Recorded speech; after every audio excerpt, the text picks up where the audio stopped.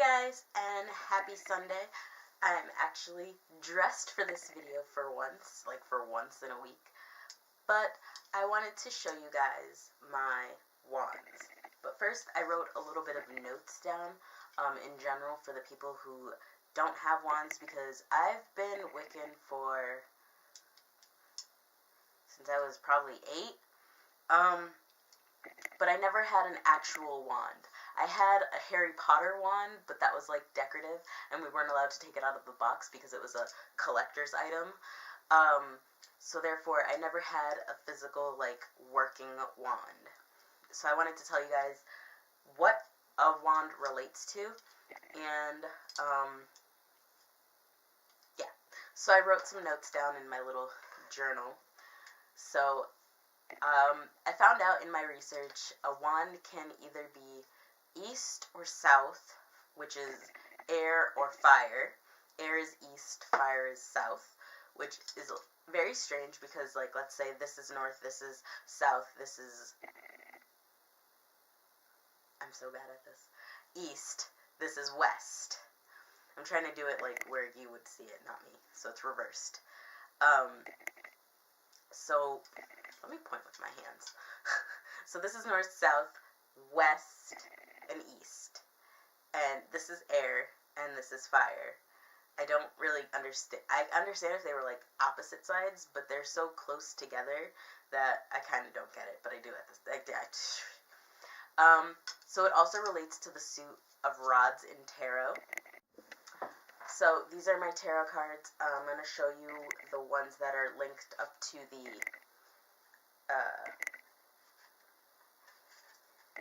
I would think that,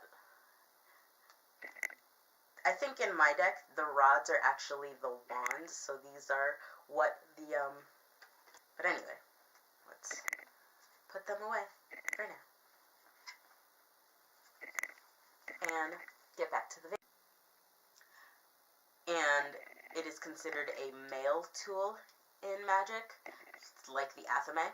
Which, again, that's where I think I got confused a little bit, because the athame is what I consider to be fire, and I just hit myself in the face.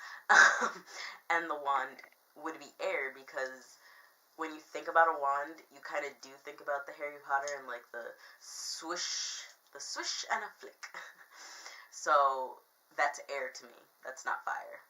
But then again, you would think about, like, a spark coming out of it, and that would then be fire. But overall, I think it's air. So to me, a wand is air. It's still male. I still consider it male, like the athame, but it's air, it's not fire. And then I found out the female tools are the chalice and the pentacle, and I was trying to figure out the chalice. I mean, not the chalice. I was trying to figure out why the pentacle would be considered, well, I guess it's because the mother sees all. That makes sense now. Okay.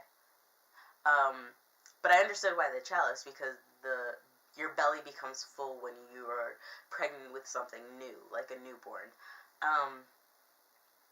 Then I wrote down, like, how you're technically supposed to use your wand, and how it can be a summoner of the 4 directions to invoke all the deities, and you can use it to cast the circle.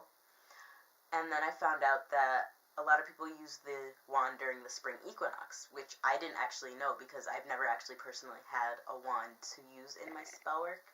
I kind of just use myself. So I'm starting to get into the actual tools lately. And then I found out that to make your wand, you're technically supposed to use a sacred tree, which I did, but it's not one of the sacred trees on this list.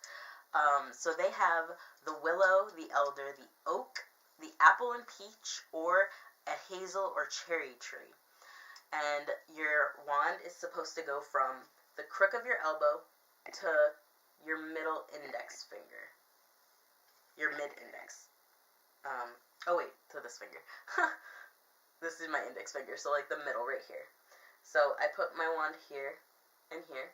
This one is actually a perfect length. And then I have this one, which we'll see. This one's actually longer, so this would probably be for a male, someone else, but this one is actually the perfect wand for me.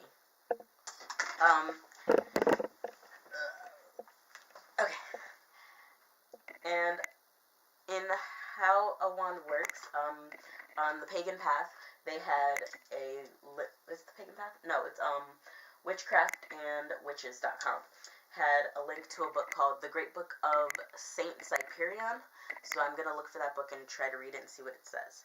But these wands are not that far off, and my wands came from a tree located in Hartford, Connecticut at the Institute of Living.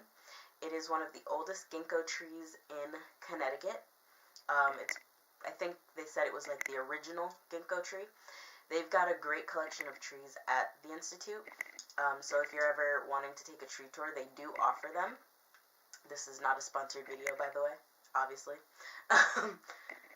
But this actually came from a broken branch, and I was walking around with this branch, and it was actually connected.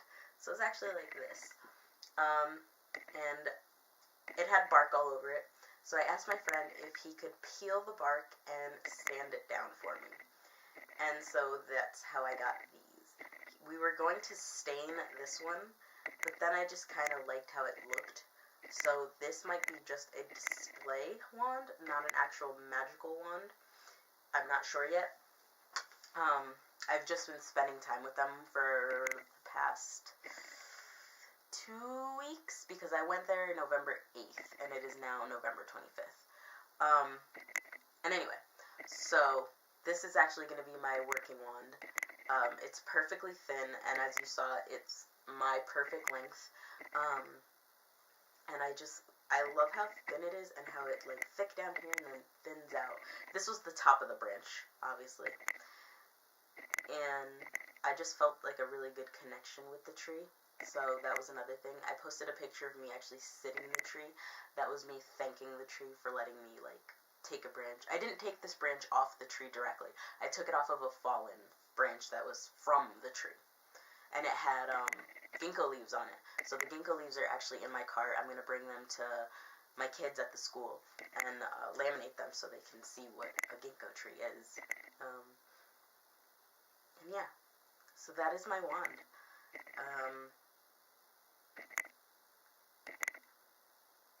Yeah, I really like it. It's really pretty.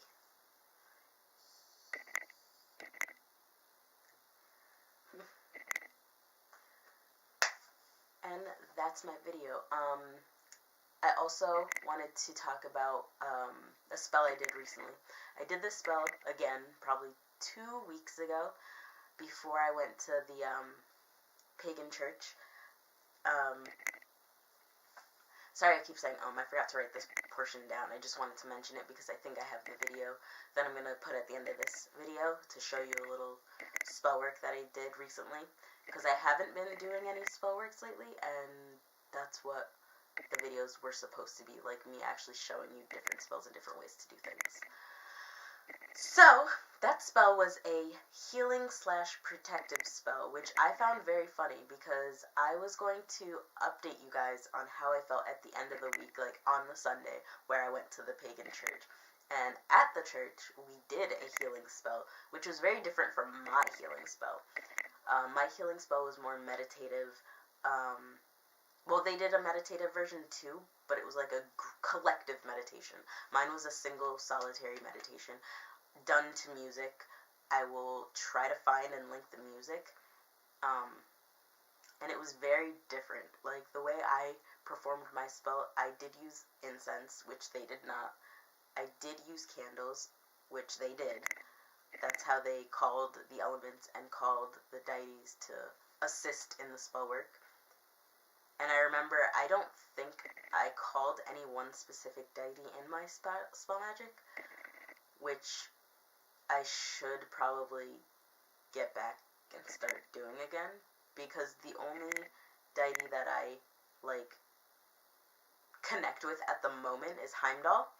And Heimdall, if in Norse mythology, is the guardian of the Rainbow Bridge, and he is also the one I call to for when I lose things, which I've been doing since I was probably like 10.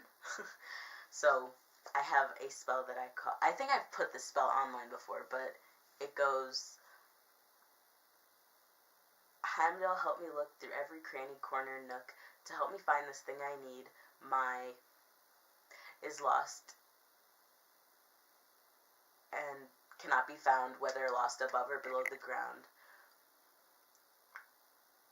If you find this thing I need, I will pay you well indeed. And then what I do is I either do a specialized prayer to Heimdall, a specialized meal for Heimdall, which then I eat to it's how my brain works, or I plant a penny, which the planting a penny is the original way to do this spell, and I don't believe you call Heimdall in the original, but I do. But the reason I call Heimdall to help me look is because he is kind of the gatekeeper and can see all, so he can see everything. And that's who I contact, if that makes sense. I hope that makes sense. Trying to remember if there was anything else that I wanted to talk to today, but I don't think there is. So, bye.